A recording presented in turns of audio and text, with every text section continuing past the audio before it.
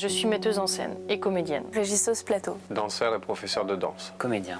Acrobate aérienne, trapéziste, clown en milieu de soins. Costumière. Artiste, auteur et enseignant aussi. Technicien, régisseur. Monitrice éducatrice, clown et comédienne. J'essaye d'aller manger un peu des connaissances partout où je peux dans le domaine du spectacle. 10e année au cycle 3 du Conservatoire de Nantes. Serveuse. Graphiste. Chanteur. Metteur en scène. Régisseur plateau. Comédienne et enseignante en théâtre d'improvisation. Comédienne danseuse. Directrice de compagnie. Chanteuse. Première année aux Beaux-Arts de Nantes. Artiste de rue. Musicien, régisseur plateau. Comédienne marionnettiste. Professeur de danse. Comédienne. Responsable d'action culturelle, production, billetterie.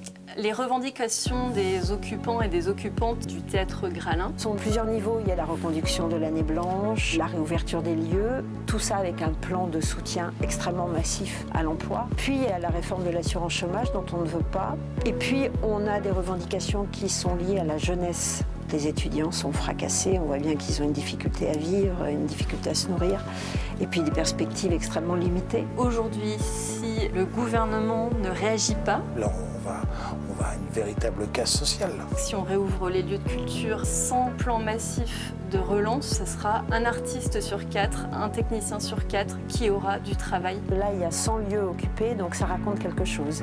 C'est une occupation qui dit que le secteur culturel est mal en point. L'occupation des théâtres, c'est un mouvement qui regroupe les intermittents, mais pas que. C'est une réaction nécessaire pour survivre. C'est vraiment un ras-le-bol, un endroit de plus de travail, plus de projection dans le futur. Il y a quand même un problème. Répondez-nous, dites-nous les choses. Nous, travailleurs précaires, on est en train de partir en fumée. C'est alarmant. C'est alarmant.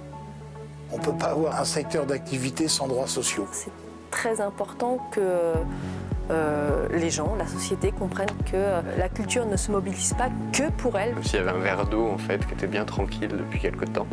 On avait mis un cachet d'aspirine effervescent.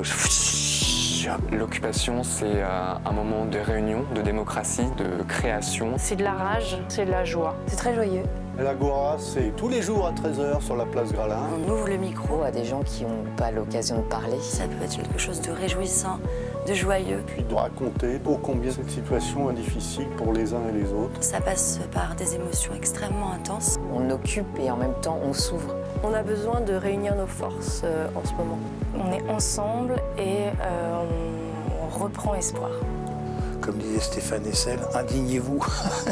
Je souhaite que le spectacle vivant soit regardé par les politiques comme essentiel. Je pense que la culture est une préoccupation fondamentale du siècle qui vient. C'est vecteur de paix pour moi et d'émancipation. On doit prendre nos vies en main. J'ai envie qu'on reprenne les commandes. Voilà. Moi, je suis là pour ça. Hélène, Héloïse, Didier. Marie-Lou, Benoît. Angélique, Christine, Manon, Pierre. Cécile, la rame, Matisse, Delphine, Max, Noémie, Thomas, Oussama, Zoé, Céline, Antoine, Rodolphe, Sarah, Philippe. Odile, Nous, Martine, Johan. Sylvain, Mélanie, Zachary.